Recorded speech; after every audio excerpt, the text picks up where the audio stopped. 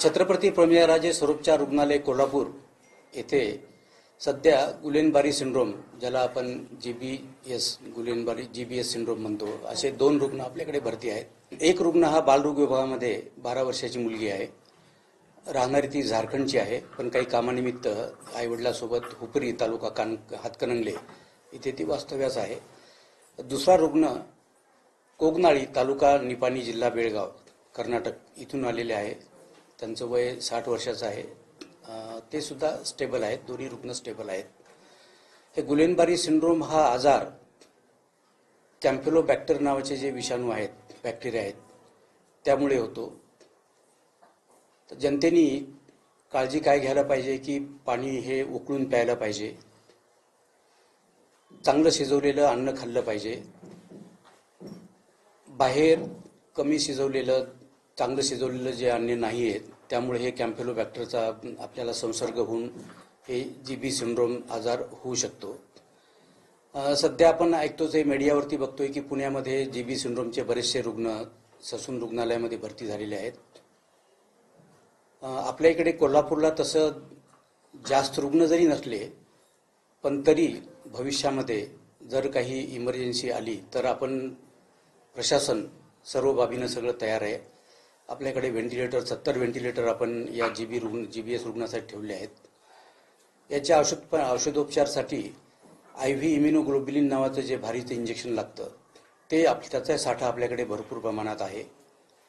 आणि आताच माननीय मंत्री महोदय यांनी VC आमची सर्व वैद्यकीय महाविद्यालयाची महाराष्ट्रात घेतलेली आहे आणि त्यांनी अशा सूचना दिल्या आहेत की या जीबी सिंड्रोमसाठी कुठल्याही प्रकारचा फंड कमी पडू देणार नाहीये। काही लागत असेल, औषधी असेल, व्हेंटिलेटर लागत असतील तर ताबडतोब जिल्हाधिकाऱ्याकडे फंडची मागणी करावी आणि तसं ते त्यांच्याकडनं हे सगळी तरतूद करण्यात येईल। ज्या पद्धतीने जे जीबीएसचे रुग्ण आहेत ते व्हेंटिलेटरवर जाण्याचं प्रमाण हे सगळ्यात जास्त आहे। आपल्याकडे किती व्हेंटिलेटर आहेत कोल्हापूरमध्ये, आणि त्याचा जर वाढले तर मग त्या पद्धतीने कसे आपण नियोजन केलं? स्पेसिफाय वार्ड रिझर्व्ह ठेवला गेला आहे। हो, जीबी सिंड्रोमचे गुलेनबारी सिंड्रोमचे एक 3-4 प्रकार असतात। एक सिरियस व्हरायटीचा असतो आणि दुसरे 3 जे तर ते मायनर असतात।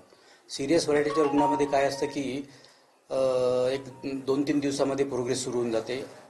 सुरुवातीला पायाची ताकद जाते, हातापायाला मुंग्या येतात आणि हा आजार वरती सरकत मग ॲब्डोमेनचे मसल्स आपले पोटाचे, त्यानंतर श्वासोश्वास घेण्याचे मसल्स हे पॅरलाइज होतात आणि अशा रुग्णांना आपल्याला व्हेंटिलेटरवरती ठेवावा लागतो।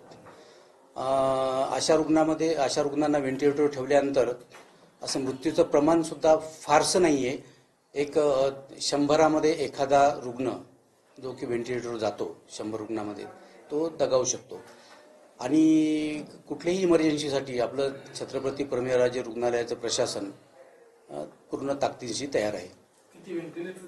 आपण गुलेनबारी सिंड्रोमच्या रुग्णांसाठी 70 व्हेंटिलेटर वेगळे असे ठेवलेले आहेत।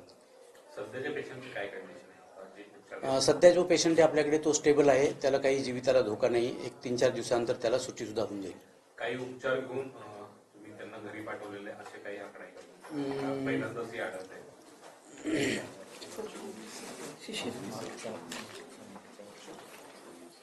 हे गेल्या वर्षीची पूर्ण जर माहिती द्यायची असेल आपल्याला, पूर्ण जानेवारी महिन्यापासून डिसेंबरपर्यंत 24ची, तर आपल्याकडे टोटल 24 रुग्ण आपल्याकडे भरती होते गुलेनबारी सिंड्रोमचे आणि यामध्ये एकही रुग्णाचा मृत्यू झालेला नाहीये।